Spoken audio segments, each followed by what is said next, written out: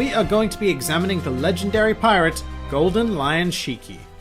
And just a little note before we begin, Shiki is a tricky character to cover because he straddles the line between canon and non-canon. He acted as the primary antagonist for One Piece film Strong World, which is not canon. However, he also appeared in the special Chapter 0, which is canon. As a result, whenever I am discussing Shiki's personality, I'm not going to bother to distinguish between the two, but when it comes to discussing the events of Strong World, I am going to make a special note that we are entering the territory of the film. But for now, let's just sit back and enjoy some of the old Shiki. Shiki is an extraordinarily powerful pirate who fought for domination of the seas during the era of Roger and Whitebeard. He is a rather large man who favors traditional Japanese aesthetics, which is reflected in his choice of clothing and architecture. In terms of personality, Shiki is surprisingly light-hearted for the majority of the time. However, he can become quite ruthless towards his enemies and even his own crew. Although it should be said that unlike many traditional antagonists, Shiki does greatly value his own close crew members, such as Dr. Indigo and Scarlet. Wait, not that Scarlet, the monkey one. Yeah, that's Scarlet.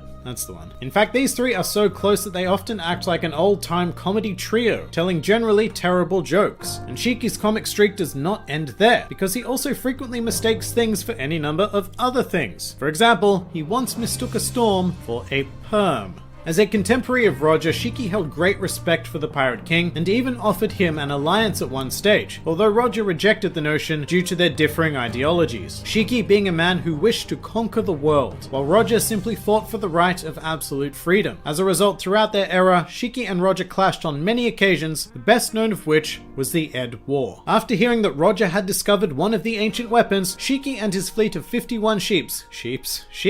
You're an idiot. After hearing that Roger had discovered one of the ancient weapons, Shiki and his fleet of 51 ships confronted Roger's crew in a currently unknown location of the world. During this conflict, Shiki would end up losing half of his fleet due to a storm, and even had a steering wheel fly into his head, nearly killing him. In fact, after consultation with a doctor, it was deemed that removing the wheel would indeed kill him, so Shiki continued life looking like a rooster with a steering wheel stuck in his head. Despite this great loss, or perhaps because of it, Shiki's respect for Roger was so great that he shot the messenger who told him that Roger had been caught by the Marines. Shiki then proceeded to make his way to Marineford alone to confront those who had allegedly captured his old rival, demanding that Roger be brought to him so that Shiki could kill him with his own hands. Instead, Shiki was met by Sengoku and Garp, and a battle ensued that destroyed half of Marineford, culminating in Shiki's defeat. However, even if he did lose, the fact that Shiki was capable of combating both Sengoku and Garp at once, in their prime no less, speaks to his raw strength. To further add to this legacy, Shiki was a man that even Whitebeard was wary of, both due to his physical power and his mental prowess as a strategist. After his defeat at Marineford, Shiki was sent to level 6 of Impel Down. Eventually, Shiki decided to sever his own legs in order to escape his sea stone shackles. And without his lower limbs, Shiki proceeded to become the first individual to ever escape Impel Down through the use of his devil fruit, the FUWA no Mi. This is a paramecia type devil fruit that allows the user to levitate themselves, as well as any non-living objects after touching them. This ability also led to his epithet, which is Flying Pirate. So yeah, Shiki simply floated his way out of prison. Later on, in order to replace his legs, Shiki grafted two double-edged swords named Oto and Kogarashi, which are allegedly quite famous blades, and Shiki used to use them both as regular swords. From here, Shiki approached Whitebeard, and just as he had done with Roger, he proposed an alliance, to which Whitebeard simply threatened to throw him overboard if he didn't shut up.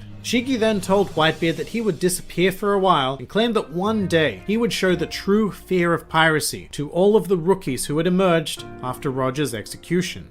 Shiki's final canon appearance in the series takes place on an unexplored island in the Grand Line, speaking to Dr. Indigo about how their experiments were coming along. These experiments involved creating mutated animals to wreak havoc on the world, and although Dr. Indigo informed him that it would take 20 years to complete, Shiki, proving surprisingly patient, immediately accepted this claim and stated that after 20 years he would create hell on Earth. Now that would be quite an ominous end to one of the most revered pirates in history, but luckily we do have the continuation of this story in the form of One Piece film Strong World. However, I must stress that the events beyond this point are not part of the series canon. According to Strong World, during these 20 years, Shiki had created a series of floating islands known as Mervale in order to continue to perfect his experiments. When he was finally ready to set his plans into motion, Shiki released several of his beasts to attack East Blue, as well as launched a direct attack on Marineford as a warning to his former foes. After this assault, Shiki came across the Thousand Sunny and the Straw Hats by chance. After Nami detected a storm incoming, Luffy decided to warn Shiki's vessel, and the two ships escaped unharmed. Shiki then shot his navigator for not being able to detect the deadly storm, form and made his way down to the Thousand Sunny to meet Nami. Then, long story short, Shiki ended up kidnapping Nami to join his crew and separated the remaining Straw Hats on his collection of floating islands. Despite having kidnapped her, Shiki never forced Nami to do anything and instead set about convincing her to join his crew. However, he would not get his wishes until he had had a direct confrontation with Luffy, Zoro, Sanji, and Chopper, resulting in Shiki's victory. At this point, Nami acquiesced and joined Shiki's crew, and showing some sense of honor, Shiki then allowed Nami to leave a parting message to her former crew in the form of a tone dial. However, in reality, this was but a clever ruse by Nami, who set about to sabotage Shiki's plans, culminating in one final conflict with the entirety of the Straw Hat crew at his headquarters. After a hard-fought battle, Shiki would be defeated by Luffy, with his final spoken words in the series taking note of the fact that he was about to be defeated by another man from East Blue, followed by Shiki exclaiming Roger's name prior to being struck with a Gear 3rd attack.